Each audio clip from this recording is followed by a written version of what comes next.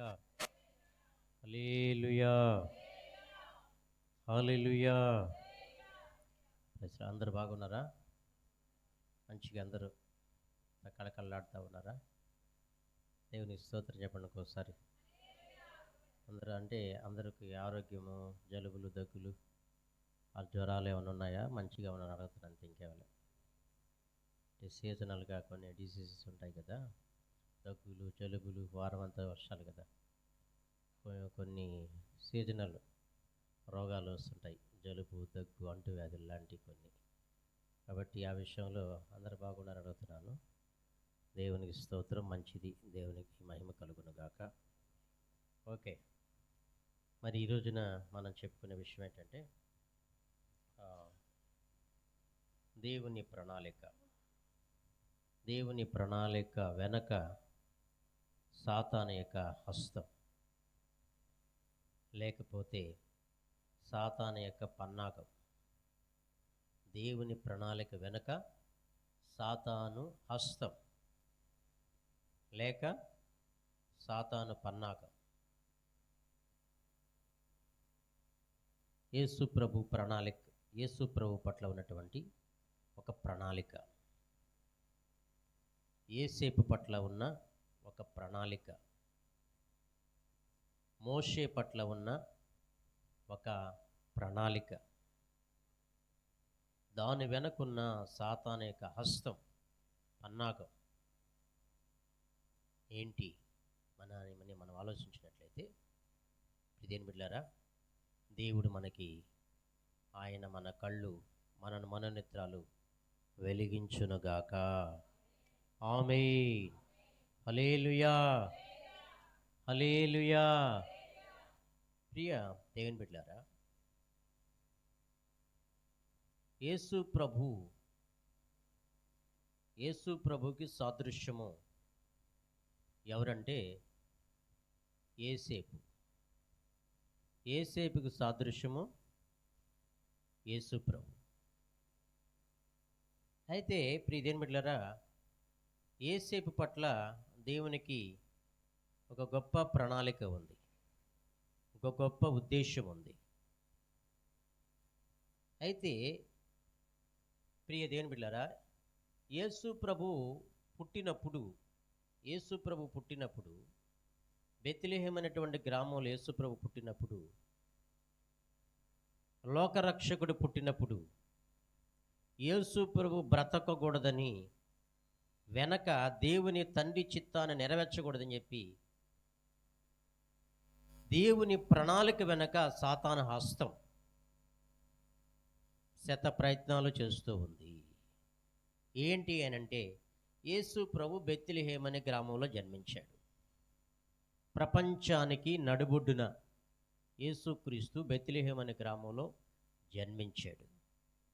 జన్మించిన తర్వాత మరి హేరోదు రాజు, ఒకవేళ యూదుల రాజు యొక్క కుమారుడు పుట్టుంటాడేమో అని చెప్పి తూర్పు దేశపు జ్ఞానులు ఆ నక్షత్రాన్ని చూచి, ఆ నక్షత్రం వెంబడించే దాన్ని బట్టి యేసు ప్రభు మరి ముందు హేరోదు రాజు దగ్గరికి వెళ్ళారు.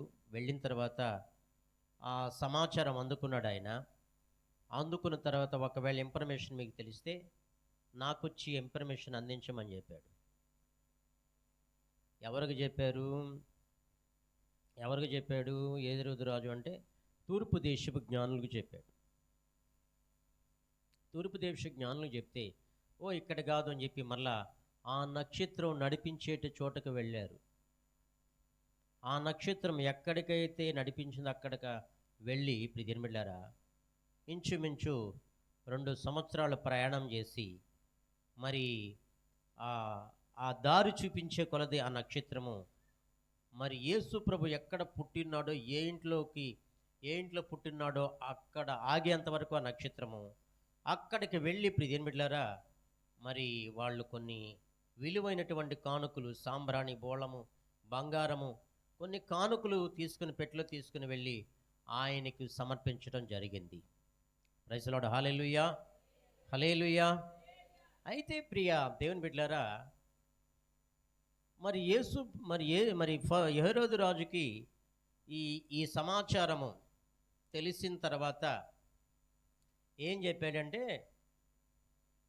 ఈ 2 సంవత్సరాల లోపు, ఒకవేళ సంవత్సరం 2 సంవత్సరాల లోపు పుట్టుంటాడు కాబట్టి అలాంటి చిన్న బిడ్డలందరిని చంపేస్తే ఈ లోకరక్షకుడిని కూడా దేవుని ప్రణాళిక నెరవేర్చకుండా, దేవుని ఉద్దేశం నెరవేర్చకుండా పోతుందని చెప్పి చంపేయమని చెప్తాడు.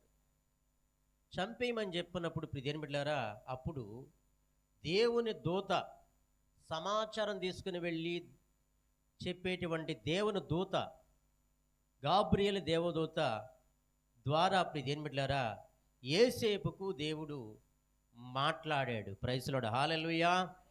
యేసేపుతో మాట్లాడినప్పుడు నువ్వు అక్కడి నుంచి బయలుదేరి ప్రియదేని బిడ్డలారా మరి మరియుని కానీ తన బిడ్డను కానీ తీసుకొని యేసేపు ఐగుప్తు ప్రాంతాన్ని తీసుకుని వెళతాడు ఆయన.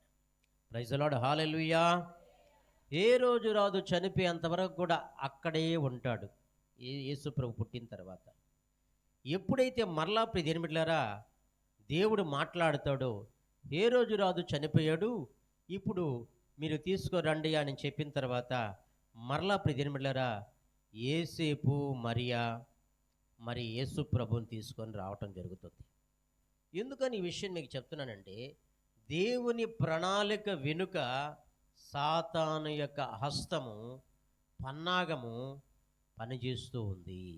ఒక యేసు ప్రభు జీవితంలో మాత్రమే కాదు కానీ నీ జీవితంలో, నా జీవితంలో కూడా అది జరుగుతుంది. ప్రతిరోజు శత ప్రయత్నాలు వాడు చేస్తూ ఉంటాడు.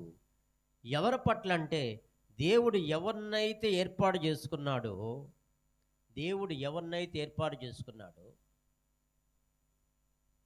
వారి పట్ల వాడు శత ప్రయత్నాలు చేస్తాడు. ఏంటయ్యా అపవాదిక తంత్రాలు, వాడి యొక్క పన్నాగం అంటే, వాడు ఎప్పుడు కూడా ప్రియదేని బిడ్డల వాళ్ళు ఆయన ఏర్పాటు చేసుకున్న వాళ్ళని ఏం చేస్తారంటే, వాడు నాశనం చేస్తానికి వచ్చాడంట, హత్య చేస్తానికి వచ్చాడు. ప్రియదేని బిడ్డలారా దేవుని ప్రణాళికను భగ్నం చేస్తానికి వచ్చాడు. కాబట్టి వాడు సాతాను తంత్రాలు మనం ఎరిగి మనం ఏం చేయాలంటే, ప్రియ దేవుని బిడ్డలారా త్రిప్పు కొట్టాలంటే మనము వివేచనాత్మ కలిగి ఉండాలి. ప్రైజ్ లార్డ్, హల్లెలూయా, హల్లెలూయా, హల్లెలూయా. ప్రియ దేవుని బిడ్డలారా మనము లేఖనాల్లో మనం చూసినట్లయితే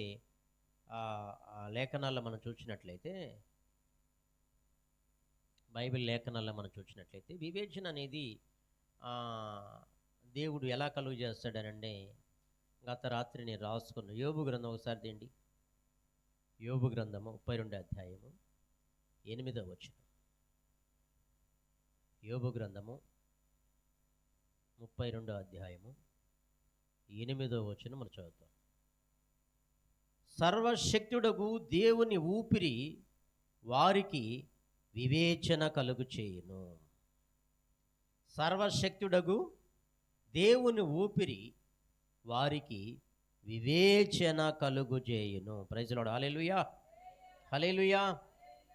వివేచన అలా కలుగు చేస్తాడంట దేవుడు.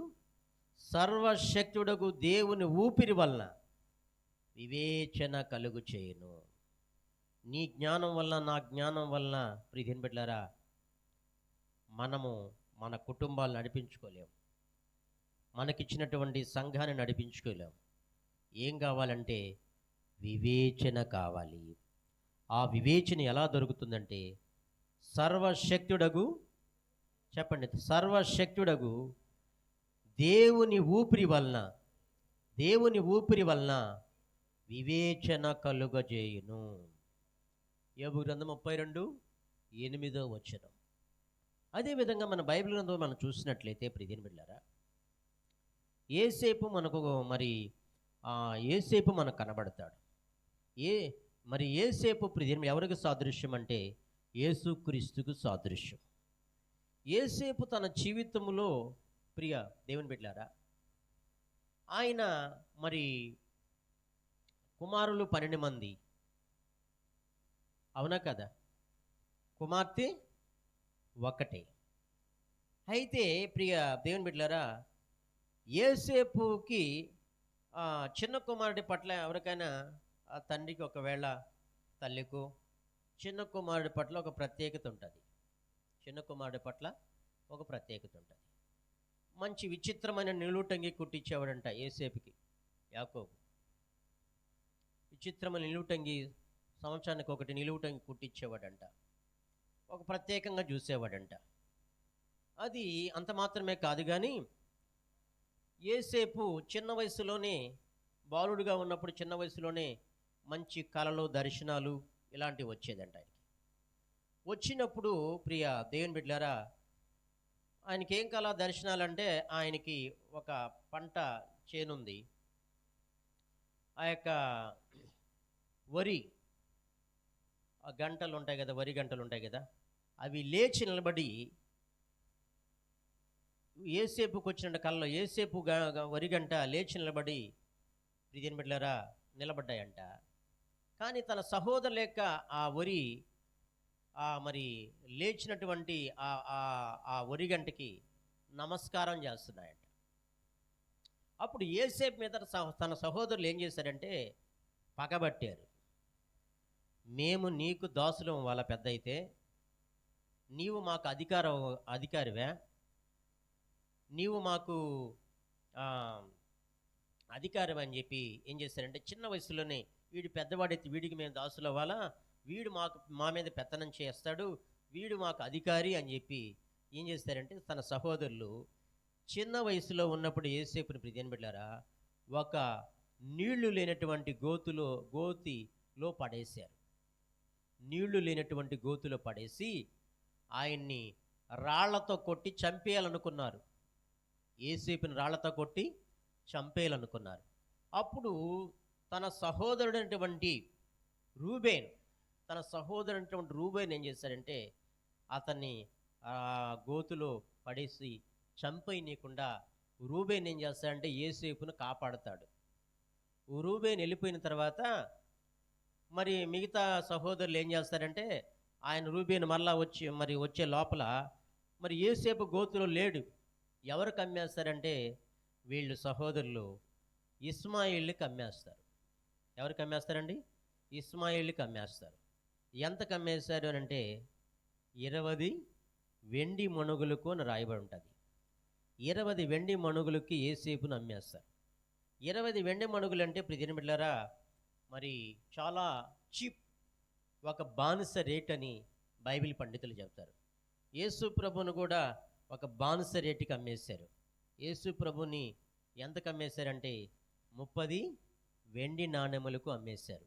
యేసేపును 20 వెండి మణుగులకు అమ్మేయటం జరిగింది. Praise lord. Hallelujah, hallelujah. కాబట్టి ప్రియ దేవుని బిడ్డలారా, అంటే యేసేపును అమ్మేశారు. యేసేపుని ఇస్మాయిల్కి అమ్మేశారు. ఇస్మాయిలీలు ఏం చేశారంటే పోతీఫరుకి అమ్మేశారు. ఇస్మాయిల్ ఏం చేశారు? పోతీఫరుకి అమ్మేశారు. ఈ పోతీఫరు ఇంట్లో ప్రియని బిడ్డలారా ఈ యేసేపు ఉన్నాడు. యేసేపు ఉంటే చాలాసార్లు మనం చెప్పుకున్నాము.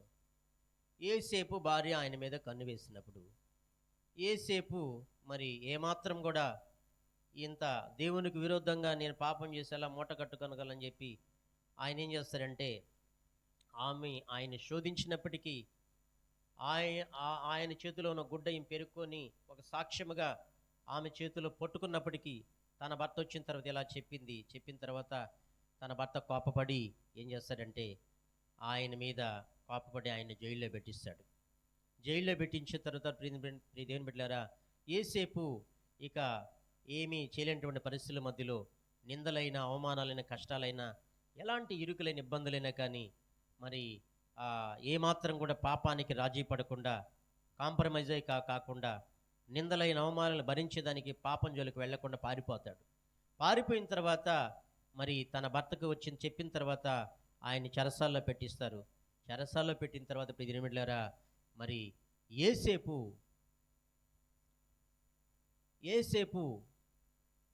ఎక్కడికి వెళ్ళినా కానీ ప్రియమిళ్ళారా యేసేపు పట్ల దేవునికి ఒక ప్రణాళిక ఉంది. కాబట్టి పోతీఫర్ ఇంట్లో అడుగు పెడితే అక్కడ యేసేపుకు దేవుడు తోడై ఉన్నాడు. కాబట్టి ఆ కుటుంబాన్ని దేవుడు వర్ధిల్ల చేస్తూ ఉన్నాడు. ఏసేపు ఎక్కడ అడుగు పెడితే, చెరసాల్లో అడుగు పెడితే, చెరసాల్లో నాయకుడు ఆయనకు ఒక బాధ్యత అప్పగిస్తాడు. ఎందుకనంటే చెరసాల్లో నాయకుడు కూడా ఆయన నమ్మి, పోతీఫర్ కూడా తన ఇంట్లో నమ్మి ఆయన పెడతాడు. ఎక్కడ అడుగు పెడితే అక్కడ ఏసేపుకి దేవుడు తోడై ఉన్నాడు. కాబట్టి దీని బిడ్డలారా, ఏసేపుని దేవుడు తప్పిస్తానే ఉన్నాడు. ప్రైజ్ లార్డ్, హల్లెలూయా. ఏసేపుని ఏం చేస్తున్నాడండి? తప్పిస్తానే ఉన్నాడు, కాపాడుతానే ఉన్నాడు. మరి ఏసేపు మీద కనికర పడతానే ఉన్నాడు. ఏసేపు మీద దేవుడు కటాక్షిస్తానే ఉన్నాడు. కాబట్టి ఏసేపుకి ఎలాంటి అపాయం జరగకుండా, ఏసేపుకి ఎలాంటి మరి హాని జరగకుండా దేవుడు కాపాడుతూ ఉన్నాడు. ప్రైజ్ లార్డ్, హల్లెలూయా. ఎందుకనంటే ప్రియమైన బిడ్డలారా, ఎందుకంటే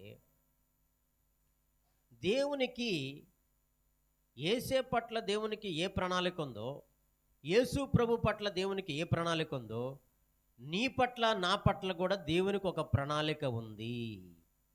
ప్రైజ్ ది లార్డ్, హల్లెలూయా. దేవునికి ఒక ప్రణాళిక ఉంది. కాబట్టి ప్రియమైన బిడ్డలారా, ఆ ప్రణాళిక మన జీవితంలో నెరవేర్చబడాలంటే ప్రియమైన బిడ్డలారా, యేసేపు పట్ల యేసు ప్రభు పట్ల ఉన్నటువంటి ప్రణాళిక నెరవేర్చబడటానికి ప్రియమైన బిడ్డలారా, యేసు ప్రభు తండ్రి చిత్తాన్ని చేస్తానికి యేసుక్రీస్తుని ఈ లోకానికి పంపించాడు. యేసు ప్రభు కూడా యేసు ప్రభు పట్ల ఉన్నటువంటి ప్రణాళిక నెరవేర్చబడడానికి యేసు ప్రభు పట్ల దేవునికి ఒక ప్రణాళిక ఉంది. అయితే ఆ ప్రణాళిక అడ్డుకునేదానికి, ఆ ప్రణాళిక నెరవేర్చబడకుండేదానికి సాతాను యొక్క హస్తము ప్రతిరోజు కూడా వాళ్ళ పట్ల జరుగుతూనే ఉంది. యేసు ప్రభుని ఏ విధంగా తప్పించాడో దేవుడు, అదేవిధంగా యేసేపును కూడా తప్పిస్తానే ఉన్నాడు. Praise lord, hallelujah, hallelujah. అయితే ప్రియ దేవుని బిడ్డలారా, మనము లేఖనాల్లో మనము ధ్యానించుకున్నట్లు చూడండి, ఆదికాండం 37 అధ్యాయం తీయండి ఒకసారి. ఆదికాండము 37 అధ్యాయం తీయండి ఒకసారి. 3వ వచనం నుండి చదవండి. తీయండి, బైబిల్ ఉన్న వాళ్ళు తెరవండి. ఆదికాండము 37వ అధ్యాయము తీయండి. 3వ వచనం నేను చదువుతాను. మరియు యేసేపు ఇజ్రాయేలు వృద్ధాప్యమందు పుట్టిన కుమారుడు గనుక తన కుమారులందరికంటే ఎక్కువగా అతను ప్రేమించి అతని కొరకు విచిత్రమైన నిలువుటంగి కుట్టించెను. తీశారా? అందరు బైబిల్ తీశారా? 31వ పేజీ, ఆదికాండం 31వ పేజీ, 37వ అధ్యాయము 3వ వచనం. అతని కొరకు విచిత్రమైన నిలువుటంగి ఒకటి కుట్టించెను. అతని సహోదరులు తమ తండ్రి అతన్ని తమ అందరికంటే ఎక్కువగా ప్రేమించుట చూచినప్పుడు వారు అతని మీద పగబట్టి అతని క్షేమ సమాచారమైన అడగలేకపోయిరి. యేసేపు ఒక కల కని తన సహోదరులతో అది తెలియజెప్పగా వారు అతని మీద మరీ పగబట్టిరి. అతడు వారిని చూచి, నేను కనిన ఈ కలను మీరు దయచేసి వినుడి. అదేమనగా, మనము చేనులో పనులు కట్టుచుంటిమి. నా పన లేచి నిలుచుండగా మీ పనులు నా పనను చుట్టుకొని నా పనకు సాష్టాంగ పడినని చెప్పాను. అందుకు అతని సహోదరులు, నీవు నిశ్చయముగా మమ్మల్ని నిలుదువా, మా మీద నీవు అధికారి వగుదువా అని అతనితో చెప్పి అతని కలలను బట్టి అతని మాటలను బట్టి అతని మీద మరింత పగబట్టిరి. అతడు ఇంకొక కలకని తన సహోదరులకు తెలియజేసి, ఇదిగో నేను మరొక కలకంటిని, అందులో సూర్యచంద్రులను 11 నక్షత్రములను నాకు సాష్టాంగపడినని చెప్పాను. అతడు తన తండ్రితోనూ తన సహోదరులతోనూ అది తెలియజెప్పినప్పుడు అతని తండ్రి అతనితో, నీవు కనిన ఈ కల ఏమిటి? నేను నీ తల్లియు నీ సహోదరులను నిశ్చయముగా వచ్చి నీకు సాష్టాంగపడుదుమా అని అతను గద్దించెను. అతని సహోదరులు అతని యందు అసూయపడిరి. అయితే అతని తండ్రి ఆ మాట జ్ఞాపకం ఉంచుకొనెను. Praise the lord, hallelujah. కాబట్టి ప్రియదేని బిడ్డలారా, ఈ రోజుల్లో ఎలా ఉందంటే, ఎవరైనా హెచ్చుగా ఉంటే మనం చూడలేం, ఎవరైనా మంచిగా ఉంటే మనం చూడలేం, ఎవరైనా బాగుపడితే మనం చూడలేం, ఎవరైనా అభివృద్ధి చెందితే మనం చూడలేం. అలాంటి పరిస్థితి ఈ రోజున ప్రియదేని బిడ్డలారా. ఎందుకని ప్రేమ చల్లారిపోతుంది అని అంటే ప్రియదేని బిడ్డలారా, ఎందుకని ప్రేమ చల్లారిపోతుంది అంత్య దినముల్లో అని అంటే, ఎందుకంటే అక్రమము విస్తరించుట వలన అని చదువుకున్నా ఈరోజు నేను సువార్తల్లో చదువుకున్నాను. అక్రమం విస్తరించుట వలన ప్రేమ చల్లారిపోవును. అక్రమం. ఆ రోజుల్లో నేను సేవకు రాకముందు ఒక ఒక తల్లి ఎక్కడ మాత్రం టౌన్లో ఒక దగ్గర పరిచయం పడి నన్ను, అయ్యా బ్రదర్ మా ఇంటికి వచ్చి ప్రార్థన చేస్తా మా అబ్బాయికి అనింది. ఎందుకోసం చేయాలమ్మా ఏంటి అని అడిగా నేను. ఎందుకోసం చేయాలి ఏంటి అని అడిగితే, మా వాడు కేసుల్లో ఉన్నాడయ్యా, కోర్టు కేసుల్లో ఉన్నాడు, వాడి కోసం ప్రార్థన చేయండి అన్న. ఎందుకని ఉన్నాడమ్మా కోర్టు కేసుల్లో అని అడిగా అంటే వాళ్ళ ఇంటికి రమ్మన్నప్పుడు వెంటనే నాకు ఒక వివేచన ఉంటుంది కాబట్టి, ఒక వివేచన కాకపోతే ఎవరైనా అడుగుతారు కదా, అడుగుతారు ఎందుకనంటే ఎందుకనమ్మా కోర్టు కేసు ఎందుకని బాబు మీద, చిన్న వయసే కదా అంటే, వాడు ఆమె అట్లా చెప్పకుండా ఒకడిని నరికేసాడయ్యా అని చెప్పి. ఆ తర్వాత ఆ బాబు గురించి నేను మళ్ళా తర్వాత తెలుసుకున్న తర్వాత ఆ రోజుల్లో నేను తెలుసుకున్న విషయం ఏంటంటే, తలకాయ తీసేస్తే ఒక రేట్ అంట, చెయ్యి తీసేస్తే ఒక రేట్ అంట, కాలు తీసేస్తే ఒక రేట్ అంట. అలాంటి చిల్లర బ్యాచ్లో తిరిగేటువంటి బాబు. అలాంటి బాబు కోసం ప్రార్థన చేయమనింది. మరి అలాంటి బాబు అయితే నేను పోతే ప్రార్థన చేయించుకుంటాడా బాబు? మరి అలాంటి వాళ్ళ దగ్గరకు పోతే ఎలాగా అని చెప్పి నేను కొంచెం సంకోచించాను, కొంచెం భయపడ్డాను కూడా. వాళ్ళ ఇంటికి వెళ్ళా. ఇప్పుడు ఎరుగాళమ్మ దేవాలయం దగ్గర ఉంటుంది, అక్కడ గవర్నమెంట్ ఇల్లు ఉంటాయి కొన్ని, రాజీవ్ గృహకల్ప అనేటువంటి కొన్ని అపార్ట్మెంట్ బిల్డింగ్ లాగా కట్టుంటారు ఆ రోజుల్లో కట్టి, అక్కడ వాళ్ళ ఇల్లు. సరే వెళ్ళాను. పోతే ఆ బాబు లేడు ఆ టయానికి. మొత్తానికి ఇంట్లో ప్రార్థన చేసి ఆమెను వచ్చేయటం జరిగింది. కాబట్టి ఇప్పుడు ఏం పిల్లలు ఎందుకనంటే, అక్రమము విస్తరించటం వలన ప్రేమ చల్లారిపోతుందండి. అక్రమంగా ప్రియమైన పిల్లరా ఏమీ కష్టపడకుండా మరి ఎలాంటి పరిస్థితుల మధ్యలో మనం సంపాదించడం అంటే చాలా ఈజీ మెథడ్ కాబట్టి, దేనికైనా తెగించేటువంటి విధానం కాబట్టి, అక్రమంగా అడ్డముగా అవినీతిగా సంపాదించడం కాబట్టి అలాంటి పరిస్థితి ఇలాంటి దినాల్లో మనం ఉన్నాం కాబట్టి, ప్రేమ చల్లారిపోయినటువంటి దినాల్లో మనం ఉన్నాం. Praise lord. హల్లెలూయా. కాబట్టి ఇక్కడ ప్రియమైన బిడ్డలారా, తన పనికి వాళ్ళు పనులు సాష్టాంగపడి నమస్కారం చేస్తారని చెప్పిన తర్వాత, ఆయనకు వచ్చినటువంటి కలలు మరి వాళ్ళకి చెప్పిన తర్వాత వీళ్ళు యోసేపు మీద పగబట్టారు. Praise lord. హల్లెలూయా. చూడండి 12వ వచనం. అతని సహోదరులు షెకెములు తమ తండ్రి మందను మేపుటకు వెళ్ళిరి. అప్పుడు ఇజ్రాయేలు యోసేపును చూచి, నీ సహోదరులు షెకెములు మంద మేపుచున్నారు, నిన్ను వారి యొద్దకు పంపిదని రమ్మన్నప్పుడు అతడు మంచిదని అతనితో చెప్పాను.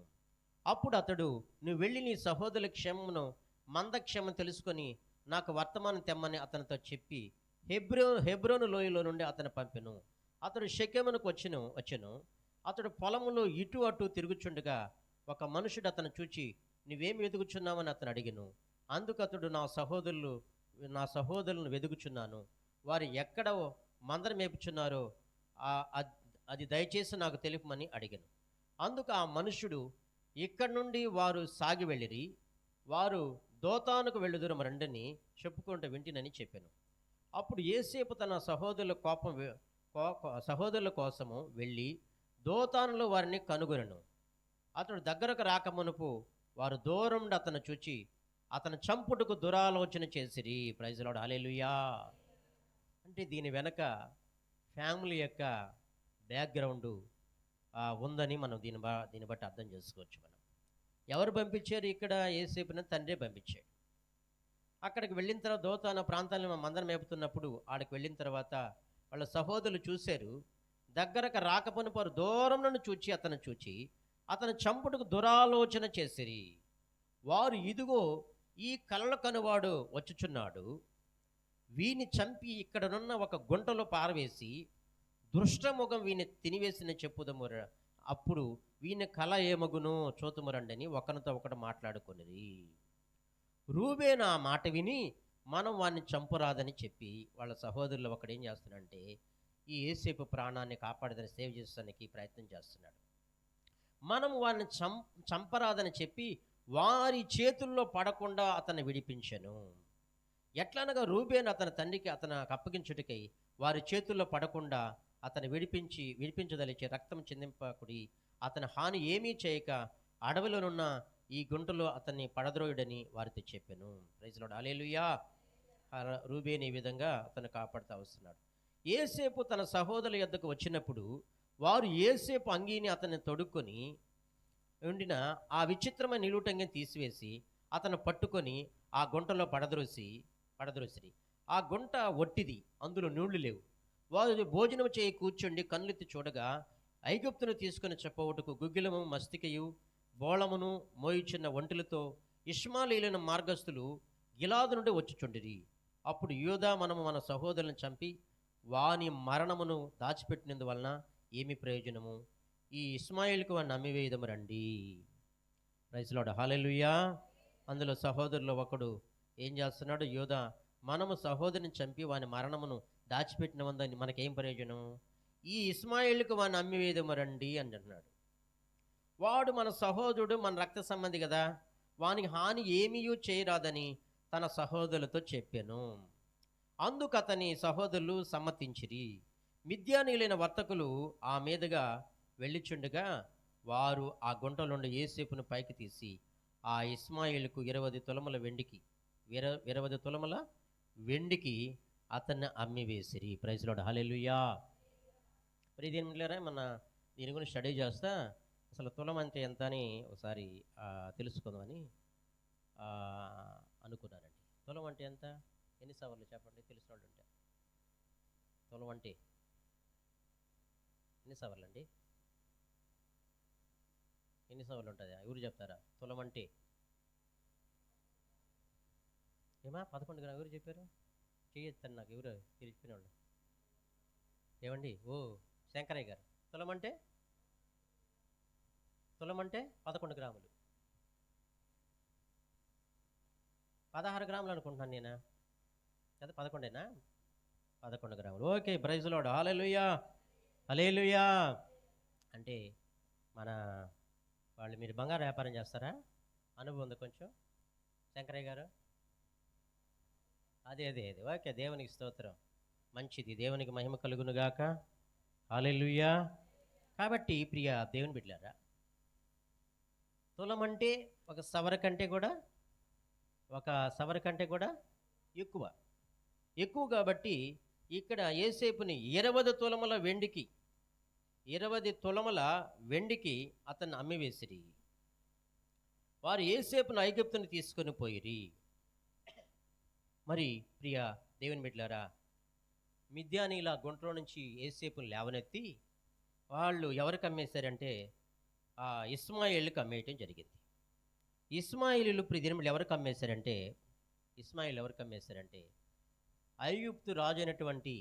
ఐగుప్తు రాజు దగ్గర సైన్యాధిపతిగా పనిచేస్తున్నటువంటి పోతీఫరుకు అమ్మేశారు. ఎవరికి అమ్మేశారండి? పోతీఫర్కి అమ్మేయటం జరిగింది. అమ్మేసిన తర్వాత మరి ఆ ఇంట్లో ఒక అడుగు పెట్టాడు యేసేపు. అడుగు పెట్టినప్పటి నుంచి ప్రియదేవుని బిడ్డలారా, యేసేపు ఇల్లంట ఎలా ఉందంట? వర్ధిల్లుతూ ఉందంట. యేసేపు ఎలా ఉందంటండి? వర్ధిల్లుతూ ఉందంట, ఆశీర్వదించబడతా ఉంది, దీవించబడతా ఉంది. అందుకని ప్రియ దేవుని బిడ్డలారా, యేసేపు ఆ ఇంట్లో అడుగుపెట్టినప్పటి నుంచి వర్ధిల్లుతూ ఉంది కాబట్టి ఆయన ఆహారం తినటం తప్ప ఏమి ఉందో ఏమి లేదో పట్టించుకున్నవాడు కాదంట పోతీఫరు. అంత నమ్మకస్తుడంట యేసేపు, ప్రియదేవుని బిడ్డలారా. అలాంటి వ్యక్తి కాబట్టి ఏమి ఉందో ఇంట్లో ఏమి లేదు చూసుకున్నవాడు కాదంట. ప్రైజ్ ది లార్డ్, హల్లెలూయా. చూడండి, ఇది కూడా చదువుతాం మీకు అర్థమయ్యేటట్టు. 37-31 చదువుకుందాం. 37 అధ్యాయము 31. వారు యేసేపు అంగీని తీసుకుని ఒక మేకపిల్లను చంపి దాని రక్తములో అంగీ ముంచి ఆ విచిత్రమైన నిలువుటంగీని పంపగా వారు తండ్రి యొద్దకు దాన్ని తెచ్చి ఇది మాకు దొరికెను. అంటే మళ్ళా రూబేను వాడిని చంపొద్దు, గోతిలో పడేసి వదిలిపెట్టేయండి అంటే ఆ మాట ప్రకారం సహోదరులు ఒప్పుకున్నారు. రూబేను మళ్ళా రూట్లో వచ్చేటప్పుడు ఏసేపు గోతిలో లేడు, లే లేకపోవటం వల్ల చంపేస్తుంటారు వీళ్ళు అని చెప్పి ఆయన రూబేను బాధపడి ఏం చేశాడంటే తన నిలువు టంగిని తీసుకొని ఒక మేకపిల్లని చంపి ఆ మేకపిల్ల రక్తములో ముంచి తండ్రి దగ్గరికి తీసుకొస్తాడు. తండ్రి దగ్గర తీసుకొచ్చినప్పుడు దీని చదువుకుందాం. అది ఆ దాని రక్తములో అంగీ ముంచి ఆ విచిత్రమ నిలువుటంగి పంపగా వారు తండ్రి యొద్దకు దాన్ని తెచ్చి ఇది మాకు దొరికెను, ఇది నీ కుమారుని అంగి అవునో కాదు గుర్తుపట్టమని చెప్పిరి. అతను దాన్ని గుర్తుపట్టి ఈ అంగి నా కుమారునికి దుష్టముఖం వాడిని తినివేసెను, ఏసేపు నిశ్చయముగా చీల్చబడినను. యాకోబు తన బట్టలు చింపుకొని తన నడుమున గోనిపట్ట కట్టుకొని అనేక దినములు తన కుమారుని నిమిత్తం అంగలార్చుండగా అతని కుమారులందరూ అతని కుమార్తెలందరూ అతన్ని ఓదార్చుటకు యత్నం చేసిరి. అయితే అతడు ఓదార్పు పొందనొల్లక నేను అంగలార్చు మృతుల లోకమునకు నా కుమారుని ఎద్దుకు వెళ్ళుదునని చెప్పి అతని తండ్రి అతని కోసం ఏడ్చెను. మిద్యానీయులు ఐగుప్తునకు అతన్ని తీసుకుని పోయి ఫరో యొక్క ఉద్యోగస్తుడును రాజసంరక్షణ సేనాధిపతి అయిన పోతీఫరుకు అతను అమ్మివేసిరి. Praise lord. Hallelujah, hallelujah. కాబట్టి ప్రియ దేవుని బిడ్డలారా, యేసేపు గురించి ఇంకా మనము చెప్పుకోవాలంటే ఇంకా మనము ఆ తర్వాత మరి పోతీఫరు ఇంట్లోకి వచ్చిన తర్వాత ఈ హిస్టరీ అంతా మీకు తెలుసు. చూడండి ఇక్కడ 39 అధ్యాయం దీంట్లో 39 అధ్యాయం ఒకసారి చూడండి. 2వ వచనం మనం చూస్తే యెహోవా యేసేపునకు తోడయుండును గనుక అతడు వర్ధిల్లుచు తన యజమానుడగు ఐగుప్తుని ఎంట ఉండెను. యెహోవా అతనికి తోడయుండుననియు అతడు చేసినంతగా అతని చేతులు యెహోవా సఫలం చేసిననియు అతని యజమానుడు చూచినప్పుడు యేసేపు మీద అతనికి కటాక్షము కలిగెను. Praise lord. హల్లెలూయా. కనుక అతని యొద్ద పరిచర్య చేయవాడాయను. అందుకని అతనికి యేసేపు మీదంట ఏం కలిగిందంట? పోతీఫరుకి కటాక్షం కలిగింది. ఎందుకని? అరే వీడు మా ఇంట్లో అడుగుపెట్టాడు,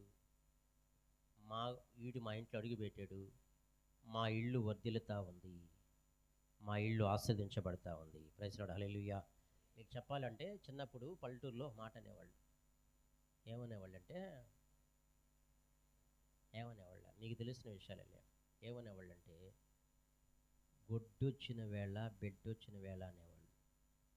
శంకరయ్య గారు, గొడ్డొచ్చిన వేళ బెడ్డొచ్చిన వేళరా ఈ అమ్మాయి మాకు అసలు అడుగు పెట్టింది అంతా షాపే మా ఇంటికి. అసలు తల్లి ఈ బంగారు పాదం పెట్టింది మాకు. చిచ్చి అనేవాళ్ళేరా ఉన్నారులే. అంటే ఇప్పుడు దేని పెట్టలేరు. ఏసేపు అడుగు పెట్టాడంట పోతీఫర్ ఇంట్లో, వాళ్ళకి అంతా కలిసి వచ్చేస్తుందంట. ఇంకో కొంతమంది ఏమంటారు, మా చిన్నమ్మాయి పుట్టింది చివరి పిల్ల, ఆ పిల్ల పుట్టినట్టు మా ఇంట్లో దిశ తిరిగింది అంతే అనేవాళ్ళేరా అంటారు. ఇంకా గుర్తు చేస్తున్నా కొన్ని దిశ అంతే తిరిగిపోయిందంతే. అట్లాగే ఇప్పుడు దేని పెట్టలేరు. ఎక్కడంట యేసేపు పోతీఫర్ ఇంట్లో అడుగు పెట్టిన తర్వాత అతనికి కలిసి వచ్చింది కాబట్టి, అతనికి బాగా వర్ధిల్లుతుంది కాబట్టి అప్పుడంట మరి యేసేపునంట తన ఇంటి మీద విచారణకర్తగా అతను నియమించేశాడంట. నియమించేసి తన కలిగినదంతా అతని చేతికి అప్పగించేశాడంట. అతడు తన ఇంటి మీదను తన కలిగినదంతటి మీదను అతని విచారణకర్తగా అతను నియమించిన కాలం మొదలుకొని యెహోవా యేసేపు నిమిత్తము ఆ ఐగుప్తుని ఇంటిని ఆశీర్వదించెను. ఏం చేశాడంట? నియమించిన కాలం మొదలుకొని యెహోవా యేసేపు నిమిత్తము, ఎవరి నిమిత్తం ఆశ్రయించబడిందంట? ఐగుప్తుని ఇల్లు. యేసేపు నిమిత్తం ఐగుప్తుని ఇంటిని ఆశీర్వదించెను. యెహోవా ఆశీర్వాదం ఇంటిలోనేమి పొలంలోనేమి అతను కలిగిన సమస్త మీద ఉండెను. అతడు తన కలిగినంత యేసేపు చేతికి అప్పగించి తాను ఆహారం తినుట తప్ప, ఈ మాట బాగా గుర్తుపెట్టుకోండి, ఎంత నమ్మాడంటే తినటం పోవటమేనయ్యా, ఏముందో ఏమి లేదో చూసుకోడు ఆయన అంటారు కొంతమంది. తినటం పాట అట్లా అంతగా నమ్మాడంటే ఏసేపుని పోతీఫరు. ఏమని రాయబడింది ఇక్కడ? తాను ఆహారం తినుడు తప్ప తనకి ఏమి ఉన్నదో ఏమి లేదో విచారించినవాడు కాడు. విచారించినవాడు అంత నమ్మాడు ఏసేపుని. ప్రైజ్ లార్డ్, హల్లెలూయా.